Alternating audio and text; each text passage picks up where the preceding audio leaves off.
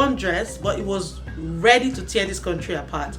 Islamophobia, tribalism, ideological conflict between Arewa in the north and southern Nigerians. Of course, Rahama Sadu has released a statement saying it's fake news that she was charged to court and sentenced to death. But quick question, do you think Rahama Sadu can walk the streets of Kaduna comfortably without fear of her life? Do you think she can go to Kaduna right now without being mobbed?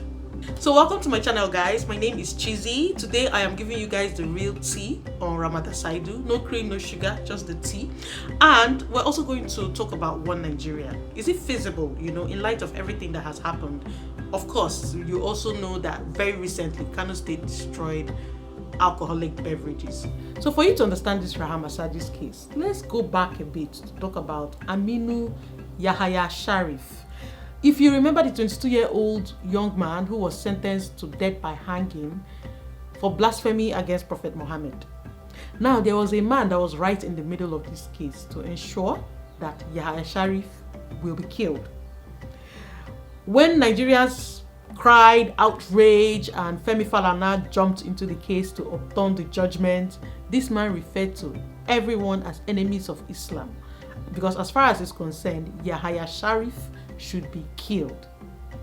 This man and his followers are very powerful, very fanatical, extremist in fact. His name is Mohammed Musa, and he's the one that was on top of Rahama's case to bring her back to Kaduna and try her in a Sharia court.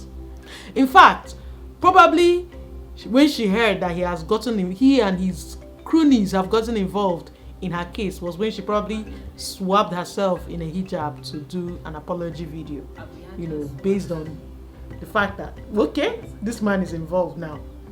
And make no mistakes, this man is very influential. Influential enough to write a letter to the IGP, and the IGP responds.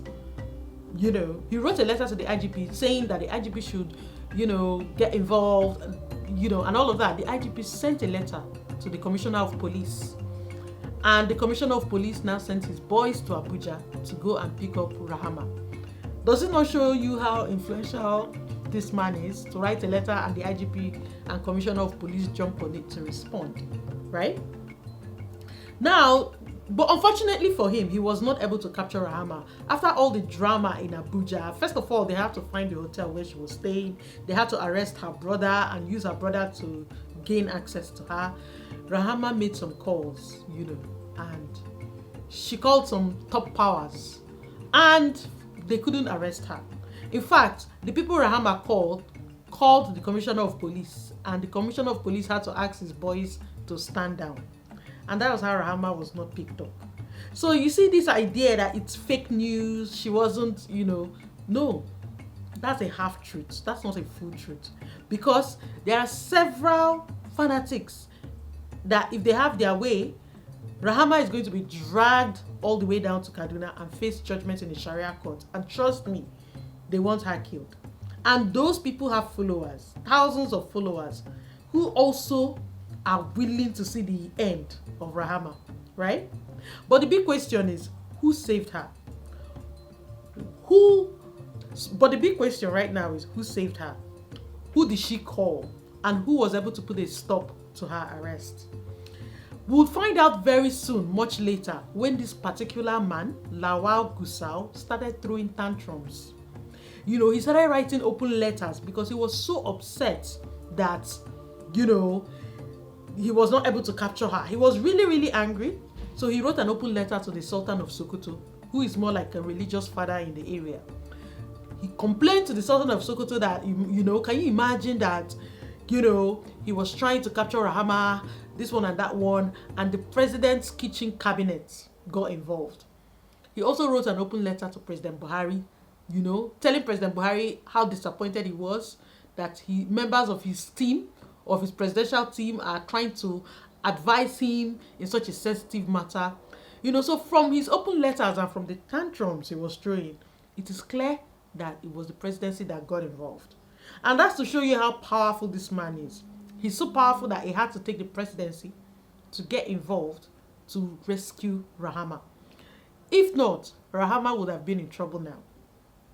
And in spite of the fact that everybody says that all the issues have died down, this man and his team have gone ahead to write letters to foreign countries, Muslim countries nationwide, to say that Rahama Sadu, because there is a rumor now that she's in United Arab Emirates. That cannot be confirmed at this time, but it doesn't seem like she's in the country. Because honestly speaking, apart from this man, there are so many Muslim faithfuls that will see her on the streets and just want to stone her or want to mob her. Yeah, so she's not available right now. It's according to sources, she's in the United Arab Emirates. But this man also wrote a letter to Muslim countries saying that she's wanted in Nigeria for blasphemy, and so she should return.